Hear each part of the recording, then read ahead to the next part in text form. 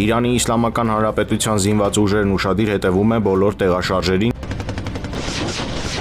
Կհարված ենք յուրաքանչյուրին, ով կհարձակվի կամ կհետապնդի Թեհրանին։ Եթե մենք համաձայնության չհասնենք, ապա կպարզենք նա ճիշտ էր, թե ոչ։ Ցավոք մենք կորցրել ենք վստահությունը Միացյալ Նահանգների նկատմամբ որպես բանակցային գործընկեր։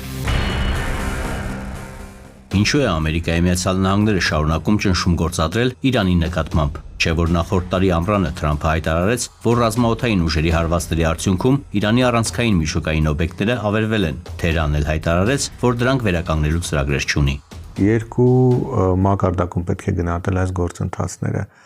Նախ միայն Միացյալ Նահանգները չեն, այլ Միացյալ Նահանգներ եւ Իսրայել համատեղ ուրեմն գործողությունները, բայց տարբերվող հարցերը կան մարտավարական խնդիրներ եւ կան ռազմավարական խնդիրներ։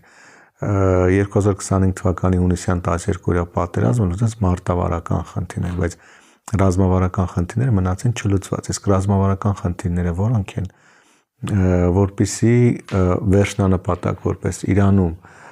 Միացյալ Նահանգների շահերին համապատասխան վարչակարգի հաստատում, նաեւ Իսրայելին, դա պլան մաքսիմումն է։ Պլան մինիմումը Իրանի առանձին ոլորտների սահմանափակում, նույն միջուկային ոլորտի սահմանափակում, հրթիռաշինության ոլորտի սահմանափակում, տարածաշրջանում Իրանի ազդեցության տարածման սահմանափակում, իսկ այն բոլոր հնարավոր ուղղությունները, որոնք անվտանգային մարտահրավերներ կարող են առաջացնել Իսրայելի համար, Միացյալ Նահանգների մյուս դաշնակիցների համար, օրինակ Պարսից-Ցարաբական երկրների համար եւ իհարկե Միացյալ Նահանգների շահերի համար։ Ինչ հարցերի շուրջ է ցանկանում պայմանավորվածություններ ձեռք բերել Ամերիկայի Միացյալ Նահանգները, ինչ հարցերի վերաբերյալ Իրանը, որոնք են կողմերի կարմիր գծերը։ Քանի որ իրավիճակը բավականաչափ բարդ է այս պահին Իրանի համար, որովհետեւ թե 12-օրյա պատերազմից հետո իրանական դիրքերը բավականաչափ թուլացել են եւ թե դեկտեմբերի վերջից մեկնարկած ներքաղաքական ներքին ուրեմն գործողությունների արդյունքում նաև եւ դրանց ճնշման հետևանքով վարչակարգի դիրքերը ներսում են, երկրի ներսում են թուլացել, այս պահին բնականաբար իրանական դիրքերն ավելի թույլ են եւ Միացյալ Նահանգները փորձում է օգտվել այդ իրավիճակից եւ շատ ավելի մեծ ճնշում գործադրել։ Մեծ հաշվով այսպես նշեմ, Միացյալ Նահանգների դիրքավորումը այս պահին վերջնագրային է։ Իրանի համար որոնք են կարմիր գծեր, առաջին կարմիր գիծը այն է, որ գոնե գիտության եւ բժշկության համար պետք է ուրանը հարստացվի մեկ եւ երկրորդ ամենակարևոր հարցը պետք է վերացվեն բոլոր պատժամիջոցները, որոնք տասնամյակներ շարունակ ուրեմն թուլացել են այդ երկիրը սահմանափակելով նրա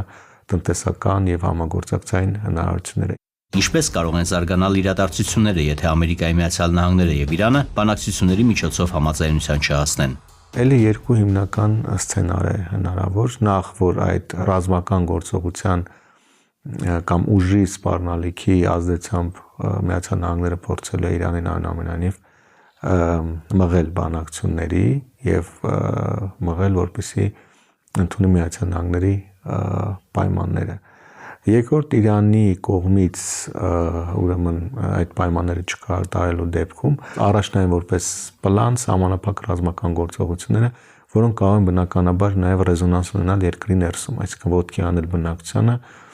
որոնք մի քանի շաբաթ առաջ դուրս են եկել եւ իշխանություններից պահանջում են փոփոխություններ, անգամ վարչակարգի փոփոխություն, բայց ուժի կիրառման միջոցով այդ ցույցերի ցերման հետևանքով հասկացան, որ իրենք իրենց ուժերով չեն կարող հասնել այդ նպատակին եւ իրենց պետք է արտաքին աջակցություն։ Այսինքն սա ամենականխատեսելի սցենարն է։ Միացյալ Նահանգների նվազագույն գործողություն, ներսում կրկին բողոքի գործողություն եւ հետո իրավիճակի կառավարում։ Մյուս սցենարը ավելի երկարաժամկետ գործողությունների տարբերակն է, երբ որ վերջնանպատակ է դրվում հասնել վարչակարգի փոփոխության։ Բայց քանի որ Իրանում էլ հասկանում են, որ իրավիճակը բավականաչափ բարդ է եւ շատ լավ հաշվարկում Միացյալ Նահանգների եւ մյուս նրա դաշնակիցների, հատկապես Իսրայելի հնարավորությունները եւ ծրագրերը, կարծում եմ այս հարցում իրենք փորձել են մաքսիմալ ճկունություն դրսևորել։ Պաշտոնական Բաքուն նախորդ շաբաթ հերթական անգամ հայտարարեց, թե երբեք թույլ չի տա իր օդային կամ ցամաքային տարածքն օգտագործել Իրանի դեմ ռազմական գործողությունների համար, ինչ մտավախություններ ունի Ադրբեջանը։ Իրանական կողմը մշտապես հայտարարել է, որ ցանկացած երկիր, որը իր օդային կամ ցամաքային տարածքը, ջրային տարածքը կարող է տրամադրել իր հակառակորդներին Իրանի դեմ գործողությունների համար, արժանանալու է պատասխան թիրախավորման։ Հետաբար Ադրբեջանի նման հայտարարությունը բնականաբար նպատակ է հետապնդում ապահովագրել իրանական կողմի պատասխան գործողություններից, չնայած որ նշեմ նման հայտարարություններ մշտապես են եղել, բայց միևնույն ժամանակ այդ հայտարարությունները իրականությանը չեն համապատասխանել, ինչու որտեղ տարբեր էսկալացիոն process-ների ընթացքում կամ Իրանի համար բավականաչափ բարդ թե ներքին եւ թե արտաքին ժամանակահատվածներում, բարդությունների պայմաններում Ադրբեջանը սովորաբար տրամադրել է իր տարածքը հատկապես իսրայելական հատուկ ծառայություններին գործողությունների համար։ Ինչ խնդիրների կբախվի Հայաստանը, եթե Ամերիկայի Միացյալ Նահանգներն Իրանի դեմ ռազմական հարձակում սկսի։ Ամեն ինչ կախված է նրանից, թե ինչ մասշտաբի հարձակում կամ գործողություն կլինի եւ դրա հետևանքները ինչպիսին պետք է լինեն։ Կարճաժամկետ հեռանկարում առաջին խնդիրը դա լոգիստիկ խնդիրներն են, որտեղ Իրանը դադարելու է Հայաստանի համար որպես արտաքին կապի ուղի որոշ ժամանակ ծառայել։